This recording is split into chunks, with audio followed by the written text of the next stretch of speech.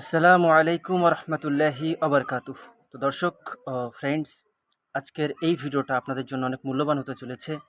অবশ্যই শেষ পর্যন্ত দেখবেন। যারা সূরা ফাতিহার ফজিলত এবং আমল সম্পর্কে অবগত আছেন বা অবগত নেই, সবার জন্য কিন্তু এই ভিডিওটা খুবই মূল্যবান। তো শেষ পর্যন্ত দেখতে থাকুন।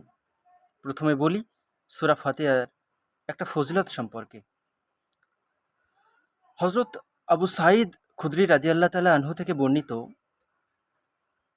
এক হাদিসে এসেছে, কয়েকজন সাহাবী আরবের এক গোত্রে গেলেন, কিন্তু সেই গোত্রের যে লোকেরা তারা কিন্তু সাহাবীদেরকে কোনো মেহমানদারি করালেন না।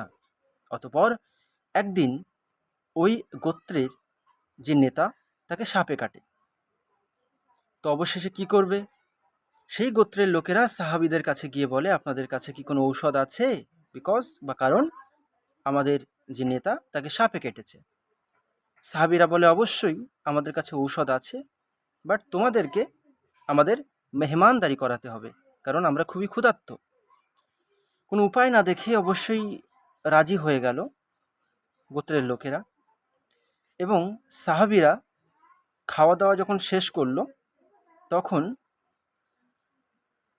যখন বলল গোত্রের লোকেরা যে আপনারা আমাদের নেতাকে ঠিক করে দিন, তখনই একটা সাহাবী বলল, আমাদের এক পাল বকরি লাগবে।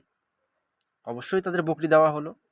তারপর কি, অন্য একটা সাহাবী পবিত্র কুরআনের সূরা ফাতিহা পড়ে মুখের থুতু মোবারকটা লাগিয়ে সেই ক্ষত স্থানে লাগিয়ে দিলেন, এবং আল্লাহর কুদরতে, মহান রব্বুল আলমিনের কুদরতে সেই বিষটা পানি হয়ে গেল এবং সে নেতাটা সুস্থ হয়ে গেল।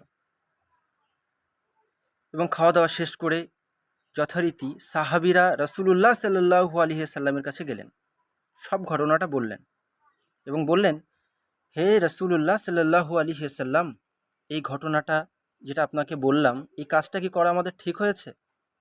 অবশ্যই রাসূলুল্লাহ সাল্লাল্লাহু আলাইহি সাল্লাম মুচকি হাসলেন এবং বললেন, এই বকরি তোমরা নিয়ে যাও এবং আমার জন্য এর থেকে একটা অংশ রেখো। এর থেকে আমরা বুঝতে পারি সূরা ফাতিহার কত বড় ফজিলত। তো এবং সূরা ফাতিহার যে আমল সম্পর্কে আপনাদের সামনে আমি আলোচনা করতে চলেছি,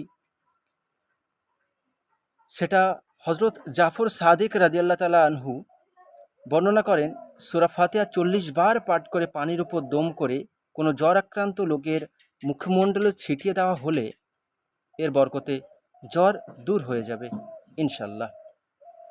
এবং ফজরের নামাজের সুন্নত ও ফরজ নামাজের মধ্যবর্তী সময় ৪১ বার এ সূরা যদি পাঠ করা হয় এবং এটা পাঠ করে যদি চোখে ফু দেওয়া হয়, চোখের ব্যথা নিমেষেই দূর হয়ে যাবে ইনশাল্লাহ।